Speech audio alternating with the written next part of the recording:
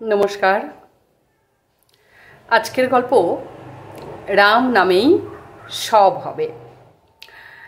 একটা খুব নির্জন জায়গা, খুব অল্প সংখ্যক পরিবার সেখানে বসবাস করে। তো একটা বাড়িতে সেই বাড়ির যিনি তিনি সব সময় রাম নাম করেন। রাম নামের ভজন তার বাড়িতে সব সময় চলতে থাকে, দিন রাত সব সময়। তিনি যখন কাজে বেরিয়ে যান তখনও তার বাড়িতে রাম নামের ভজন চলে, আর যখন তিনি কাজ থেকে ফেরেন তখন তো চলেই। আর তার উপরে তিনি নিজেও রাম নামের ভজন করতে থাকেন। তো তার বাড়ি থেকে একটু দূরে থাকে একজন, একদিন এসে বললেন সকালবেলায়, আচ্ছা আপনি কি ভেবেছেন বলুন তো, আপনি সারা দিন এইরকম রাম নামের ভজন লাগিয়ে রাখবেন আর আমাদের অসুবিধা হয় না বুঝি? এই ভজন শুনতে শুনতে তো আমাদের ঘুমোতে রাত্রি হয়ে যায়, আবার ভোর থেকে আপনি এই ভজন চালিয়ে দেন, আমাদের ঘুম ভেঙে যায়। আর আমাদের তো সারাদিন কাজ করে খেতে হয় নাকি? আপনার রাম কি আমাদেরকে খাওয়াবে যে আমরা দিনরাত ভজন শুনলেই হবে?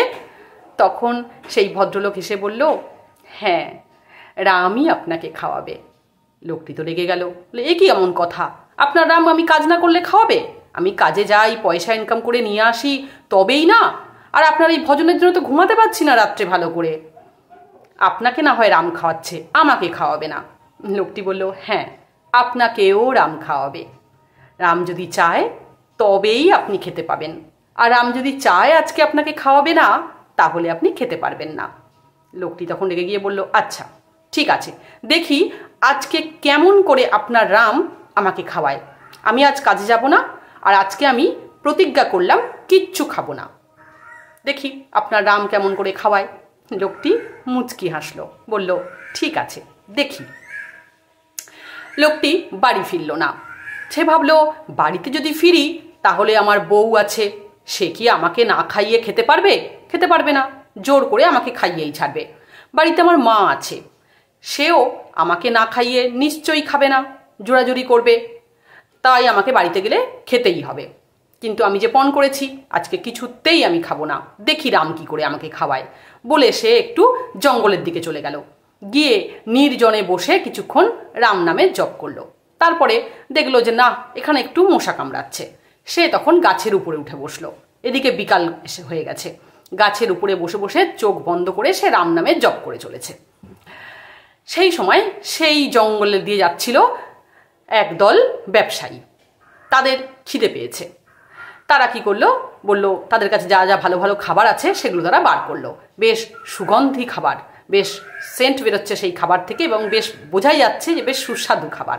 অনেক খাবার ছিল তাদের কাছে। তারা সব খাবার সাজিয়ে বসলো। এমন সময় একজন এসে খবর দিল, আরে ডাকাত আসছে, ডাকাত আসছে।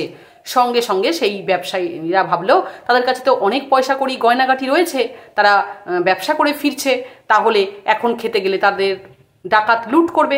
তাই তারা খাবার টাবার ছেড়ে যে অবস্থায় ছিল তাদের সম্পত্তি নিয়ে তারা সেখান থেকে ছুট দিল। এদিকে একটু পরেই ডাকাত দল সেখানে এসে হাজির হলো। এসে দেখলো চারিদিকে অনেক খাবার ছড়ানো, এবং সেগুলো খুব সুস্বাদু, সেটা বোঝা যাচ্ছে, কেননা সেখান থেকে খুব সুন্দর গন্ধ বেরোচ্ছে। তখন ডাকাতরা বলল যে এগুলো কোথা থেকে এলো? আর একজন ডাকাত বলল, সর্দার খেয়ে নি, খুব খিদে পেয়েছে, চলুন অনেক খাবার রয়েছে, আমরা সবাই খাই। তখন আরেকজন বলল, তাই আবার হয় নাকি? নিশ্চয়ই এটা কোনো অন্য লোকের চাল, যারা আমাদেরকে ফাঁসানোর জন্য এইসব করে রেখেছে। অন্যদিকে সর্দার বলল, দেখো তো আশেপাশে কেউ আছে কি না যে এই খাবারগুলো রেখেছে। ঘুরে দেখা গেল না, আশেপাশে কেউ কোথাও নেই। তখন ডাকাতরা বলল, তাহলে আমরা খাবারগুলো খাই? সর্দার বলল, না, এমনও তো হতে পারে কেউ ইচ্ছা করে এই খাবারগুলো রেখেছে, আর এতে বিষ মেশানো আছে, যাতে আমাদের ক্ষতি হয়ে যায়। তাই এই খাবার কেউ খেও না, আগে দেখি। এমন সময় ডাকাত সর্দার এদিক ওদিক তাকাতে তাকাতে দেখতে পেল যে গাছের উপরে একজন লোক বসে রাম নাম জপ করছে। সে তখন বলল, ওই তো পাওয়া গেছে লোকটিকে, ওই লোকটি নিশ্চয়ই এই খাবারগুলো রেখেছে, আর উপরে বসে প্রতীক্ষা করছে যে আমরা এই খাবারগুলো খাই আর আমাদের কোনো বিপদ হয়ে যাক। লোকটাকে নামিয়ে নিয়ে এসো। যথারীতি ডাকাতরা গাছের মধ্যে উঠলো এবং লোকটাকে নামিয়ে নিয়ে এলো। ডাকাত তখন বলল, এ খাবার তুমি রেখেছো? লোকটি বলল, না না, আমি রাখিনি, এ তো এক ব্যবসায়ীর দল এখান দিয়ে যাচ্ছিল, তারা রেখেছে, আপনারা আসছেন শুনে তারা পালিয়ে গেছে খাবার ছেড়ে। ডাকাত সর্দার বলল, তুমি কি ইয়ার কি করছো নাকি? বুঝতে পেরেছি, তোমাকে এখানে রেখে গেছে আর তুমি এখানে বিষ মিশিয়ে বসে আছো খাবারের মধ্যে যাতে আমরা খাই। খাও দেখি, তুমি আগে খাও, তোমার কথা যদি বিশ্বাস করতে পারি। তখন লোকটি বলল, না না, আমি এ খাবার খাবো না। তখন সর্দার বলল, কেন খাবে না কেন? তখন লোকটি বলল, আজকে আমার উপবাস, আজকে আমি ঠিক করেছি কিছুতেই সারাদিন কোনো কিছু খাবো না। সর্দার তখন বলল, তুমি খাবে না আমি বন্দুক দিয়ে তোমাকে গুলি করব? তোমাকে খেতেই হবে। লোকটি ততবার বলতে লাগলো, না সর্দার, আমি এসব কিচ্ছু করিনি, এই খাবারে কোনো বিষ নেই, বিশ্বাস করুন, কিন্তু আমি খেতে পারবো না, আজকে আমার পণ আছে। ডাকাত সর্দার শুনবে কেন?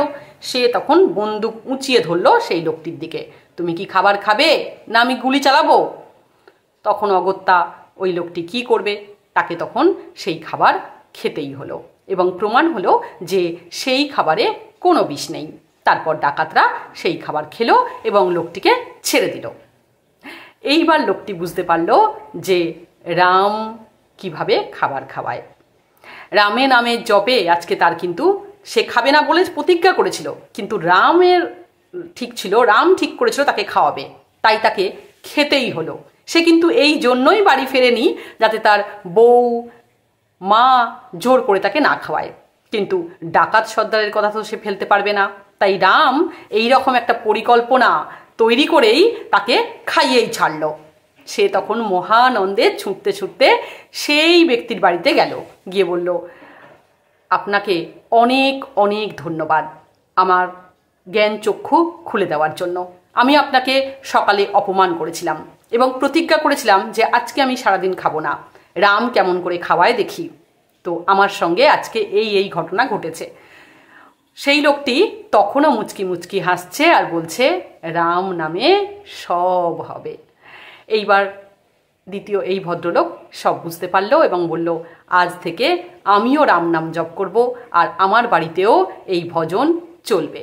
সত্যিই রাম চেয়েছে আমাকে খাওয়াবে, তাই আমি শত চেষ্টা করেও না খেয়ে থাকতে পারলাম না, আর রাম যেদিন চাইবে আমাকে খাওয়াবে না, সেদিন শত চেষ্টা করেও আমি খেতে পাবো না, এটা নিশ্চিত। এটাই হলো নাম জপের মহত্ব। বিশ্বাস করুন আর না করুন, যা ভগবান চাইবেন, ওনার যা পরিকল্পনা থাকবে সেটাই হবে। আপনার সমস্ত পরিকল্পনা ভেস্তে যাবে এক নিমেষে, কেননা তিনি যে পরিকল্পনা করে রাখেন সেটা আমাদের চিন্তা ভাবনা বুদ্ধি থেকে অনেক বড়। আমাদের চিন্তা ভাবনা অত দূর পর্যন্ত যেতেই পারবে না, তো যেটা উনি চাইবেন সেটাই হবে, আর হয়ও। আমরা কেবলই হাতড়ে মরি। কর্ম করতে হবে তাই বলে এই নয় যে কর্ম ছেড়ে বসে থাকতে হবে, তবে তাকেও স্মরণ করতে হবে। নমস্কার।